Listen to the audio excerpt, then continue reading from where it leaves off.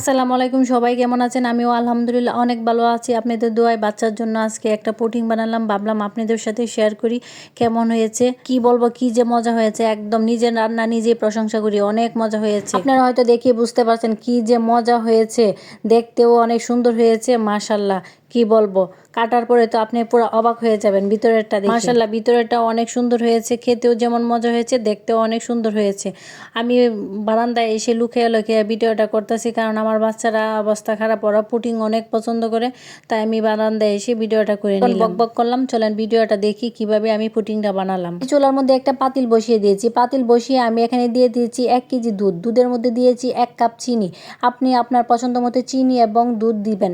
আসলে কি জানেন, পুডিংটা একটু মিষ্টি হলে সবাই পছন্দ করে। পুডিং এমন একটা জিনিস, কোনো মানুষ নাই যে পছন্দ করে না। আমার তো ভীষণ পছন্দ, আমার বাচ্চারা হয়েছে আমার মতো, একদম অনেক পছন্দ করে পুডিং। দুধ আর চিনি দিয়ে আমি এখানে নাড়তে নাড়তে নাড়তে নাড়তে ভালোভাবে একদম চিনিটা মিশিয়ে নিব এবং চুলার মধ্যে রেখে দুধটাকে ভালোভাবে ঘন করে নিব। তারপর আমি এটা ফ্যানের নিচে রেখে ঠান্ডা করে নিব। আরেকটা চুলার মধ্যে আমি ক্যারামেল বানিয়ে নিয়েছি পুডিং এর জন্য। এটা না দিলেও হয়, দিলেও হয়, দিলে একটু সুন্দর, দেখতে সুন্দর লাগে, আর না দিলে তো নাই। আপনার ইচ্ছা মতো, আপনি যদি দিতে চান সুন্দরের জন্য দিতে পারেন, না চাইলে না দিতে পারেন। তারপর ফ্রিজ থেকে নিয়ে আসলাম 3টা ডিম। 3টা ডিম কিন্তু আমি প্রায় আধা ঘন্টা আগেই বের করে রেখেছিলাম ফ্রিজ থেকে, কারণ ফ্রিজের ডিম দিয়ে আবার কিন্তু আপনার পুডিং সুন্দর হবে না। তারপর আমি দুধ আর ডিম একসাথে নাড়তে নাড়তে নাড়তে আমার নাড়া দেখে আমার বাচ্চা বলে, আম্মু আমিও নাড়বো, এটা শুরু করছে, ওইটা চিল্লাচিল্লি শুরু করছে, যা তোরাও নাড়া দি।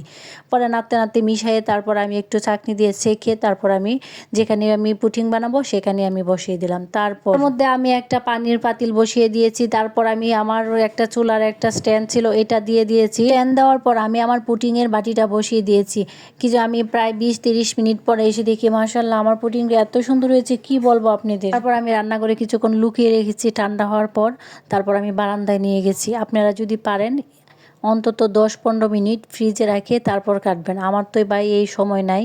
তারপর আমি বারান্দায় নিয়ে গিয়ে এটাকে একটু সাইজ করে কেটে একটু ভিডিও করলাম, যেন আপনাদের সাথে একটু শেয়ার করতে পারি।